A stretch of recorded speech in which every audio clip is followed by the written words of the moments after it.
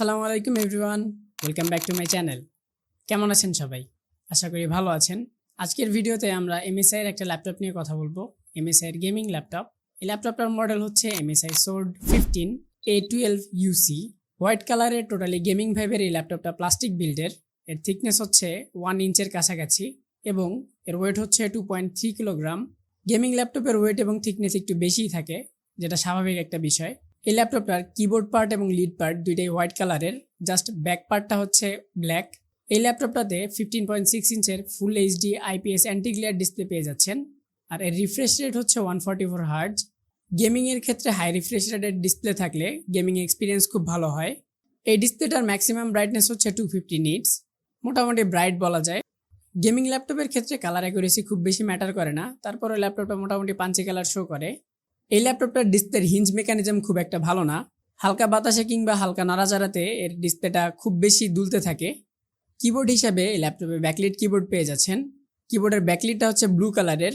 সাদা কিবোর্ডের মধ্যে ব্লু ব্যাকলিট মোটামুটি দেখতে ভালোই লাগে। এই ল্যাপটপে ফুল সাইজের কিবোর্ড পেয়ে যাচ্ছেন, তবে নাম্বার কিগুলো খুব ছোট, তাই ইউজ করতে কিছুটা কষ্ট হতে পারে। ট্র্যাকপ্যাড হিসেবে এই ল্যাপটপে প্লাস্টিক সারফেসের ট্র্যাকপ্যাড পেয়ে যাচ্ছেন।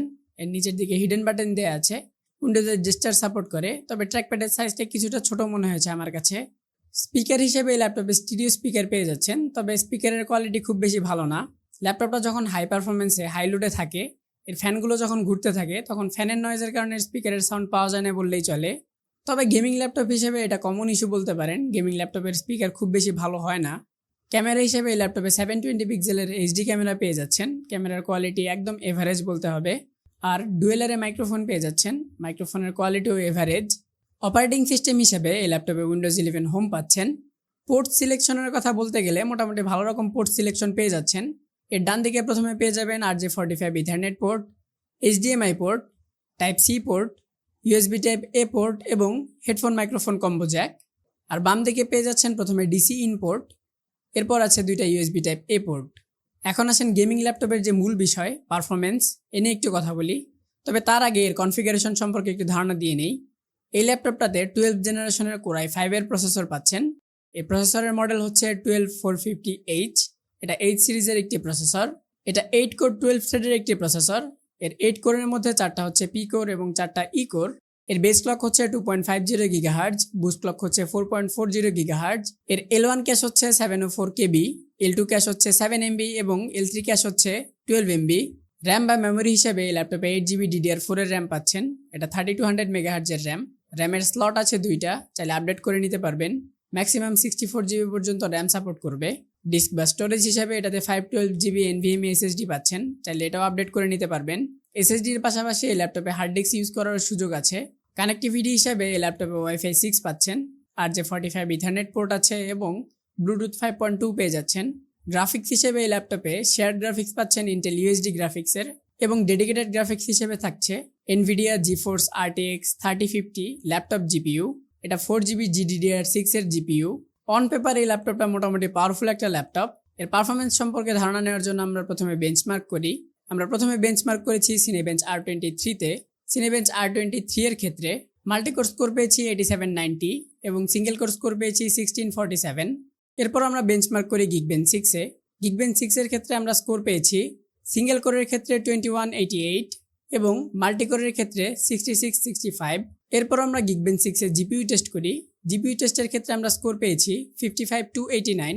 বেঞ্চমার্কের ক্ষেত্রে স্কোরগুলো আশানুরূপ ছিল না। কনফিগারেশন অনুযায়ী আমরা বেটার পারফরমেন্স পাবো আশা করেছিলাম বেঞ্চমার্কের ক্ষেত্রে অ্যাটলিস্ট। তবে এক্ষেত্রে একটা লিমিটেশন থাকতে পারে র্যামের কারণে। এটাতে 8GB র্যাম আছে। আমার যতটুকু ধারণা এই ল্যাপটপটার র্যাম আপডেট করে 16GB করে নিলে এর পারফরমেন্স অনেকটাই ভালো পেতে পারি। এরপর আমরা এই ল্যাপটপটার পারফরমেন্স সম্পর্কে ধারণা নেওয়ার জন্য কিছু গেম ট্রাই করেছিলাম। প্রথমে আমরা ট্রাই করি GTA 5। 1080p ম্যাক্স সেটিংসে GTA 5-এ আমরা এভারেজ 75+ FPS পাচ্ছিলাম। তারপর আমরা ট্রাই করি CS2 এর ক্ষেত্রেও 1080p ম্যাক্স সেটিংসে আমরা এভারেজ FPS পেয়েছি 110 FPS প্লাস। তারপর আমরা ট্রাই করেছি MotoGP 2022। MotoGPর ক্ষেত্রে আমরা এভারেজ FPS পেয়েছি 120 FPS এর আশেপাশে। গেমিং পারফরমেন্স এবং বেঞ্চমার্কের কথা চিন্তা করলে আমরা ধরে নিতে পারি এই ল্যাপটপটা দিয়ে মোটামুটি ভারী লেভেলের কাজও করে নিতে পারবেন। ব্যাটারি হিসেবে এই ল্যাপটপে 53 ওয়াট আওয়ারের একটি ব্যাটারি পেয়ে যাচ্ছেন, আর এই ল্যাপটপটাকে চার্জ করতে হবে 150 ওয়াটের চার্জার দিয়ে। এখন আসেন এই ল্যাপটপের হিটিং সম্পর্কে একটু ধারণা দেই। এই ল্যাপটপটাতে নর্মাল কাজের ক্ষেত্রে বা বেসিক কাজের ক্ষেত্রে খুব বেশি হিটিং হতে দেখিনি। এভারেজ টেম্পারেচার ছিল 55 থেকে 60 ডিগ্রির আশেপাশে। তবে গেমিংয়ের ক্ষেত্রে বা হেভি লোডের কাজের ক্ষেত্রে এর সিপিইউ টেম্পারেচার ম্যাক্সিমাম 99 ডিগ্রি পর্যন্ত উঠেছিল। এখন আসেন এই ল্যাপটপের প্রাইসিং এবং অ্যাভেলেবিলিটি নিয়ে একটু কথা বলি। এই ল্যাপটপটা মোটামুটি 85 থেকে 90 এর আশেপাশে পেয়ে যাবেন। আর অ্যাভেলেবিলিটির কথা বলতে গেলে ইউজ ল্যাপটপ হিসেবে এমএসআই ল্যাপটপগুলো খুব বেশি পাওয়া যায় না। আর স্পেয়ার পার্টসের ক্ষেত্রেও এই ল্যাপটপের পার্টস খুব সহজে পাবেন বলে মনে হচ্ছে না। তাই এই ল্যাপটপটা কেনার আগে অবশ্যই এই বিষয়গুলো মাথায় রাখবেন। ইউজড গেমিং ল্যাপটপ হিসেবে এই প্রাইস রেঞ্জে আরও অনেক ল্যাপটপ পেয়ে যাবেন, চাইলে সেই ল্যাপটপগুলোও দেখতে পারেন। পারচেস করবেন কি করবেন না এটা টোটালি আপনার সিদ্ধান্ত। তবে কারো যদি হোয়াইট কালারের একটি ল্যাপটপ পছন্দ হয়ে থাকে তাহলে এই ল্যাপটপটা দেখতে পারেন। তো এই ছিল এই ল্যাপটপ সম্পর্কে টুকটাক এবং বিস্তারিত। এই ল্যাপটপ সম্পর্কে বা অন্য কোনো ল্যাপটপ সম্পর্কে কোনো কোশ্চেন থাকলে আমাদের কমেন্ট করে জেনে নিতে পারেন, অথবা আমাদের ফেসবুক পেজে মেসেজ করেও জেনে নিতে পারেন। ভিডিওতে এ পর্যন্ত সাথে থাকার জন্য ধন্যবাদ। এরকম আরও নতুন নতুন ভিডিও পেতে চাইলে আমাদের চ্যানেলটি সাবস্ক্রাইব করে রাখতে পারেন। পরবর্তী ভিডিও দেখার আমন্ত্রণ জানিয়ে এবং সকলের সুস্থতা কামনা করে আজকের মতো এখানেই বিদায় নিচ্ছি। আল্লাহ হাফেজ। আসসালামু আলাইকুম।